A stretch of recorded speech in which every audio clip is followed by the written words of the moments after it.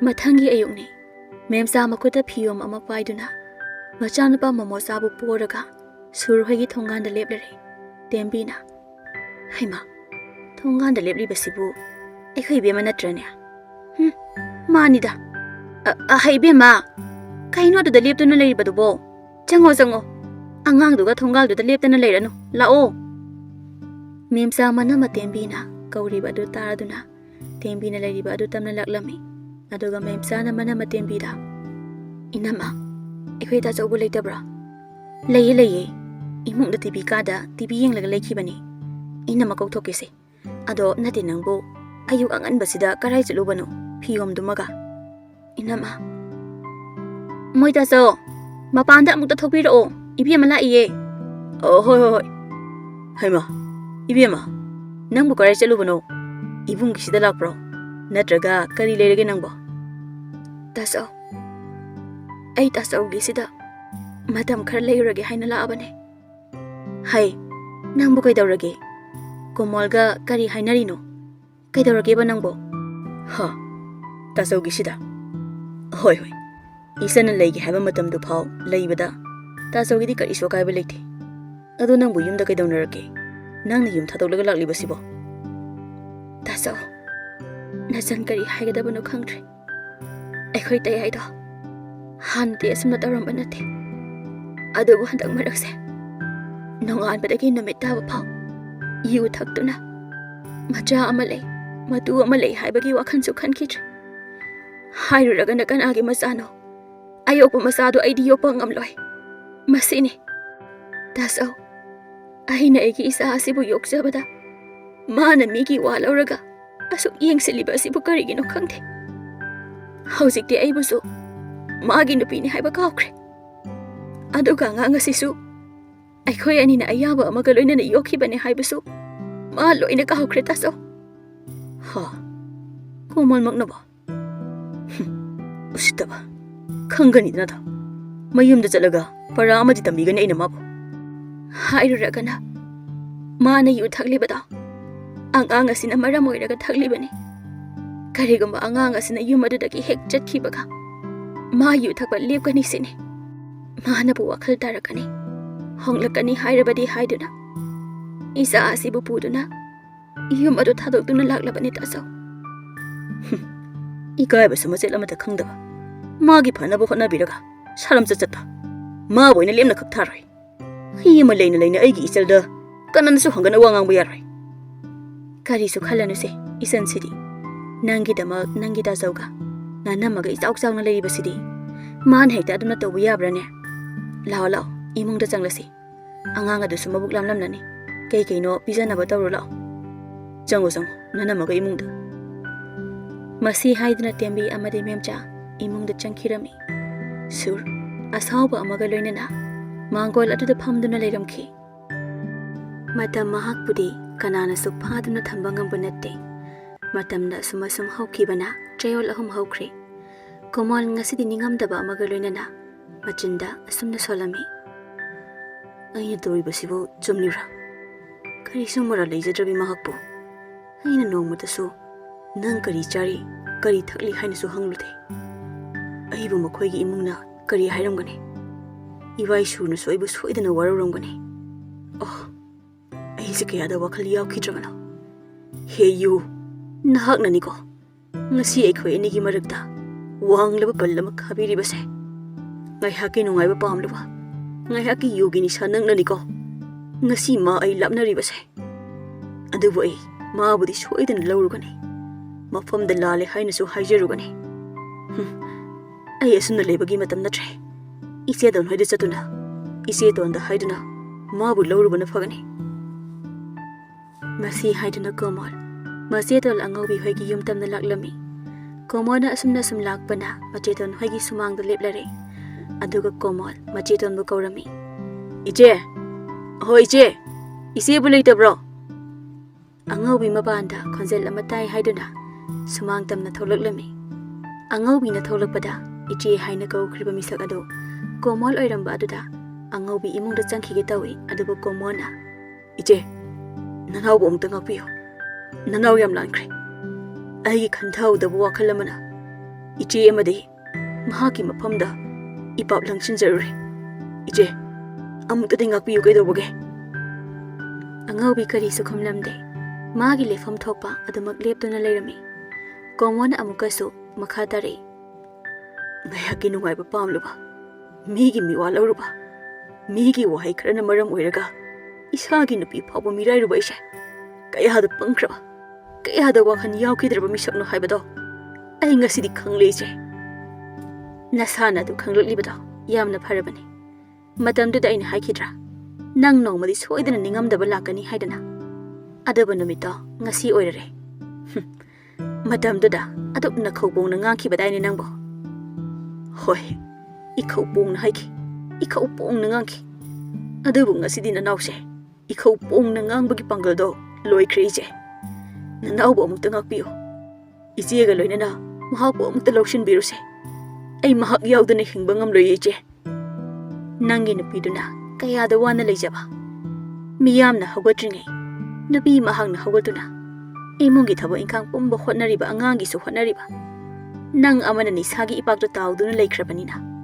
nupi mahakna ngamnaba hotnaduna nangbu thaglibani nangna masidaisida thabak amata sudana nonganbadagi numit taba phaw ngauduna leire aduga karisu mara leijadrabi ichanbu amadi iyaduda tathi tawaina tawbiba karisu nataba leikagi miwa lauraga nangna tawkiba mayamdo nasana ningsingo ise wa makha taningde ije iyari tawbiro nanaw taaba ngamtre thamoise puba ngamdre ije aigi nupina sukwana lelamgani haibadi ai khangmutre ije ai memchagi mafamda yamna lankhre ije nanaw ngasidi wakhan tare ije ai awaba khangdana ngasidagi thabak suduna aigi wazarabi amadi icha makhoibu nungaina thamjarake ngasidagi memchabu amukhana wahalarege ije mama masabu lawrase ai mama masabu ningbana ngawre ije aidi mahapu lawbu chatpa ngamloi asuk sangkhriba matamse mama masadabu kari chari kari thakli haiduna nongmata su hangrude matamduda kari su hairudraga ngasi khak chatpado nasi aidi ngamloi sur amadi tembi gi mamangdane ise gi mai su utpa ngamloi ko nangna chataba yate hairagana na thanda chalaga hek lawbiruso nasana thohan khiba ngaktani mado aduna nasana tawjagadaba matang asida ise bu pusanbiraganu ko hoi chumeche ngangbiyo nanawbu chaibiyo ije aina soirubane aina tawjafam thoi adubu aina karamna yum aduda ithanda chalugani je ithanda chaluba matamda makhoibu sitabani haiduna nanawbu phujaiduna tawrukpasu yai aduna please ije sigalena amta chalusiba nanawna haijaribase amukta yabiyo ije ise hoina pamdaba thabak nanaw amukhana tawjaro ije nang madadi khangbra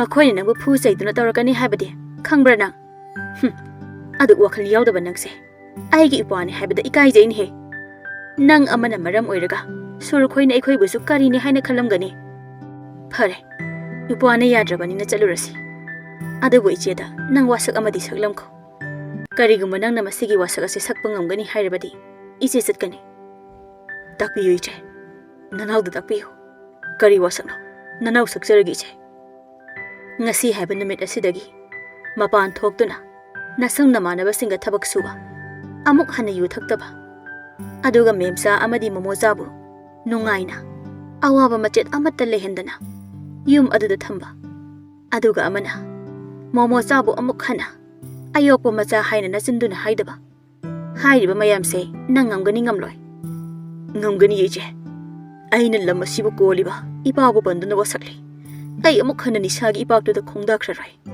aduga isabusu ayokpa machani haiduna isinasina amuk hana haikraroi mahakna pamdaba thabak ai amuk hana tawjaroi makhoi anibu aina nungaina thamgani awaba machet amata leheloi nupa ama oina nupa amana mahaki loinabigi mahaki machaki tawfum thokpada aina chapchana tawgani je iche pele ise pele iche gi bungo ngasi nangna hairiba mayamse matam pumbada ngaktuna chatpa ngambo ayuko iche phare se asidang hak phamlamo ise soloisiluki aduga ise ga pun hek chalurasi hoi je asamna Mache angawbina Komonbu wakhal tahalami. Komon mahaki nupi amadi machanapa Mochabu yamna uninglami. Angawbi pirol hongdokpa loiraduna mapanda tholaklami. Aduga Komol amadi angawbi Memsa amadi masanapa Mochabu lawu chatkirami. Somdana Surtembi Memsa amadi masanapa Mocha. Makoisu yum adugi sumang aduda phamduna wari kaya sanaduna leirami. Tembina Momo lause nene pamgilao. Iya se pamkidaba namit humni suri. Iya se kayam chaurage nene yengilao. Talijo. Memchana kaidorge chabo. Nene na nangbu nuksiduna pamgi hairibani. Se isadi maramokpani nene gi manakta chaluso. Horenya nene na ahawba mayam leiraktoini. Talijo adu oiresu nene di aibu nungsirini haina nongmatasu aibu koiba pubide. Nungsidejo. Momochagi machin masa adudagi hairikliba wahe adu tarubada Surtembi amadi Memcha makhol thongna noklami. Tanja aduda thonggalda angawbi amadi Komon changlakliba adu Tembina urami. Moita moso thonggalda changlakliba sibu aikhoi Komon natro. Kari lerebajano. Itema somda lengsinbiro. Kai lerege itema na lengthoktuna lengbirakliba sibo. Itema somda phambiyuse. Sur nangsu leiramli. Nakhoi suna leirambase yamna phare. Ngasidi aigi isalasibu laurage haiduna hekta laklabani. Hoi tema. Ngasidi Sunday go oibasida karimata chathoktre. Iyagi lasi yenglaga leiramlibani tema. Ado itema aikhoi Memsabu lawu laklibani haribasibu. Tembina. Kaino haisibo. Asok sangkraba matamsida karimata haibirakta khai. Ngasina khanghaudana isanbo lawu laklibani haribasibu. Masibu hekta yabrane. Mama masa sina kari jari kari thagli nongmatasu hangbirakta He Komol nang aikhoi asibu kari oina ururage aigi isalasina kayada wana yum aduda leiramliba haujeti nasi aikhoi su nangi asengba nagundu khangle nangna launingba matamda lawba launingdaba matamda hekta yumdudagi tanthokpirakba masibu kari no haina pie nang tumileyo mukhoina kari pamliba na haibada hana takisi hoi jumiche no babu ngangbiyo cheibiyo Ngasidi masi pumbase tarurage haiduna laklabadi je. Tembi nangna hairibado chummi. Isi na suyai. Masigi mahapapi se kayada wakhal yaukhidraba mino. Kari samara leijadrabi isan nasida. Mana tauribase nasi aikhoina supamde. Adubo aikhoina makhoiga leiminarudrabanina. Mahakna tauningbata tauraga leirame. Namituda aina chatlamdrabadi. Isan nasina kari oiramgani. Mase wakhali yamna yaudaba angangni mase. Surna Itema Masidi wakhali yaudabagi nati. Magise aikhoi bu sitaba amasu yauri. Mana aikhoi sibu kari oina uraga kari samara leijadrabi aigi chan amadi iya asida asumna tauribano. Matam aduda aikhoi punna yaba amaga loinana angang asibu lauruba natra. Aduga ngasina karigi ayokpa masa poktaba haina hairiba. Aina siliba tauriba mayam sibu makhoigi tungi khalaga phanaba tawkhiba natrane. Aigi chana ngasi mamita masa yaudribase. Masibu mahakna yauningdaduna yaudabra. Komonang wakan khanba khara wale haina ibaina lawi. Chume. Ngasi ibai amadi isiena na selda takpiriba pumba achumba ngaktane. Aisha wakal khanthaba khara watkre. Migi miwa lauraga nisagi ipaktuda matam khara leure. Adugi su mathakta kari sumara leijadrabi aigi loinabi amadi isabusu aina tathi tawaina taurure. Isana iral pumba yare ibai. Ibai amadi isiena piningba chairakto nasenda pibiro. Ibai nasena kari sulatnadana laujagani ibai. Haya ngawba karigi chairakno. Ngasi nangna asumna wakhal taraklibase yamna pharabane. Ado ngasi haba namit asidagine nang wakhal khanba ngamba mi ama oiduna. Imungi arai leita tathok tasin tawduna. Nakhoina phamliba dukan lado matam chana phamduna. Haujik ngalinge matam asida nachanupa asigi khanduna tasinba yaba tasiluko. Ngai haki ngawu langba chaba thakpa aduna tungda kaisu kanaro. Nakhoi munna khaluko. Ngasi ibaina nakhoi da hairibase. Nakhoi gi tungi khalaga ibaina haibaniko. Hoi ibai. Ibaina haibiriba pumba nasena loksinjare. Ai ngasidagi nupa moibagi mathau chap chana tawgani. Isa amadi aigi loinabibu karisu awatpa leheloi makhoi gi damak nasen gi antare ibai. Tembina Adunidana ipuasidi. Adona khoi bu chaka charak labro. Ise sak thonggaluge. Chak charaga oina haluko ngasidi. Ise ngasidi chak charagumge. Nongmo oina phasana puna charse ise. Angaubina. Hoi bema. Ngasidi chak to charagumsi. Nongma aikhoi rom da koi thoro. Aduga ise leinaw aikhoi punna. Aha uba ama punna chaminasi. Ai bema memsa nang su loisinjaro chalo. Nang na pugadaba posingdo yomsinjaro. Ngasidi inamaga loinana punna chalasi. Inama ai dauduna leirano. Inamana harise tawrusone nangbo. Tembina. Jojo nang na pugadaba napona chaisingdo. Thoibiga tawragane loisinjaro. Inamase nangina namaga wari ama sanaramge. Memsa wa makha tarudre. Manama tembi amadi angawina haibagi matung ina. Imunglom da changki.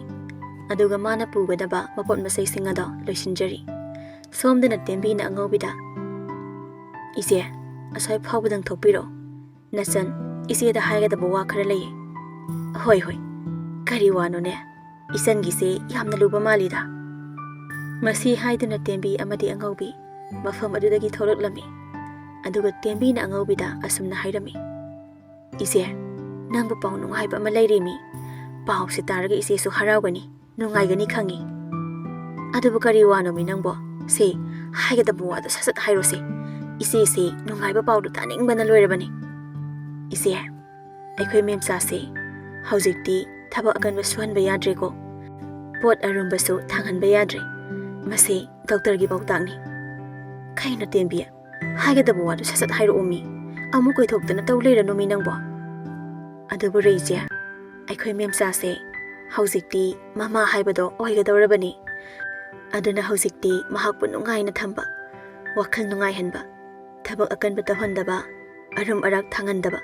Mase isena kupna senabiba tare. Ha! Kaino haisibo aikhoi memsabo. Nate nangna haisibo senglabra mi tembiya. Senglabani je. Mana yumsida hek lakhiba namit adugi nonganbaga. Mase mama oigadore haibase khanglabani. Adubu wafamse haujiki oinadi komonda haiba yade ko ise. Horen yumda halaga isena tapna komonda haibiyuko. Tembiya lai leite haibadi yade ko. Ngasidi isor mahangna chanbiduna. Aigi isangi awabu ubiduna. Isor mahangna chanbire. Masi muk nungayba pao leitre. Masigi namit asita bu ngaisarakbani. Iya momosa asina maram oiraga. Ngasi isan asina mama oiba phangjagadoribani. Momosa asina yum asida lakpadagi ngasidine. Isangi mabuk thoki masasu phangjagadore. Aikhoina kaidaunungda iya momosa asibu ayokpani haibado khanganba yadeko. Ngasi kuirabagi tung aigi upwa amadi isan memsana luhongduna chahi 10 gi matung yum asida mangal ama puraklibase iya momosa asi lakpadagini. Mahakti aikhoigi aseng balanni. Maneje momosa asina yum asida mangal ama pubirakbani. Mahakna haujikti yum asibu anawbu yum ama ohengadore. Nungaibata oiba harawbana thanba yumda oigadoribani je. Ibema masida ngangduna leiragumsi. Ai isan asibu puragane yumda thuna hankrage. Harawbana isase kaino matawre. Warise komonaga tarabadine adokki matik harawjarani. Hoise imunglomda changlasi. Ibemasu loisinba loiraba male. Hoi. Masi haiduna tembi amadi angawbisu sur amadi komona leiba mafam adu tamna laklami.